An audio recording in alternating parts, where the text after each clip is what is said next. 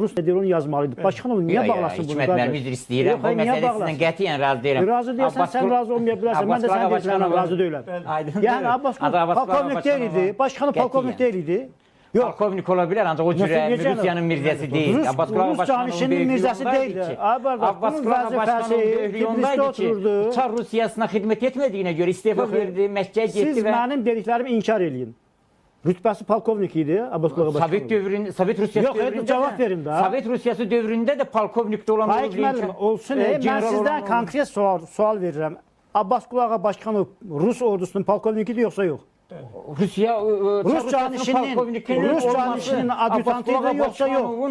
Hörmətini azaltmır. Azaltmıram, mən də azaltmıram. Yəni mən faktı istəyirəm təsdiq edəsin. Abbas Qulağa Başkanov Gülüstan-ı İrəm adlandırılan Rus dilində isə Cənubi Şərqi Qafqazın tarixi kitabında Türkün tarixini çox doğru yazdığına görə. Mən onu müzakirə eləmirəm. Mən deyirəm ki, siz təsdiq eləyin, əgər bilirsinizsə. Bilmirsinizsə deyin, bilmirəm.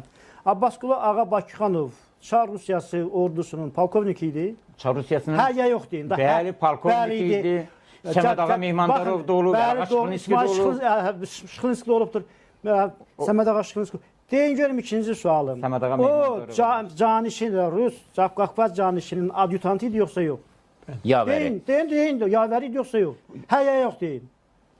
Bunu demirsinizsə siz bu faktı etiraf etməkdən niyə qorxursunuz? Yavəri olması nəyi dəyişir? Mən nəyi dəyişir yox. Yəni siz əgər elementar sənədli, sübutlu, dokumentli deyək də sənədli sözü etiraf eləməkdən çəkinirsinizsə demək sizin gizlədiyiniz bir şey var. Nəyi gizlədirsiniz? Nəyi gizlədirsiniz?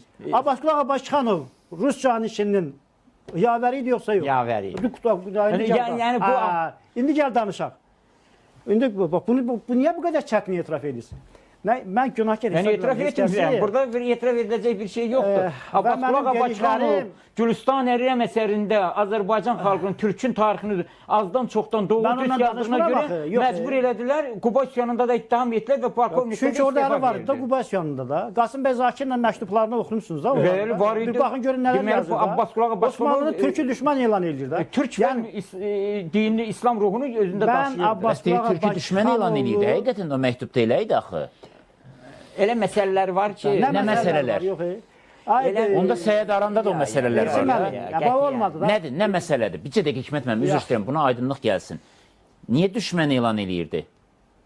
Kimə nisbətdə düşmən idi? Kimə? Osmanlı kimə nisbətdə düşmən idi? Çar Rusiyasına nisbətdə düşmən idi. Və niyə bu türküdürsə, niyə ona düşman kimi gözündən baxırdı? Rusun gözündən baxırdı. Demək, əgər o öz millətinə Rusun eynəyindən düşmən kimi baxırdı,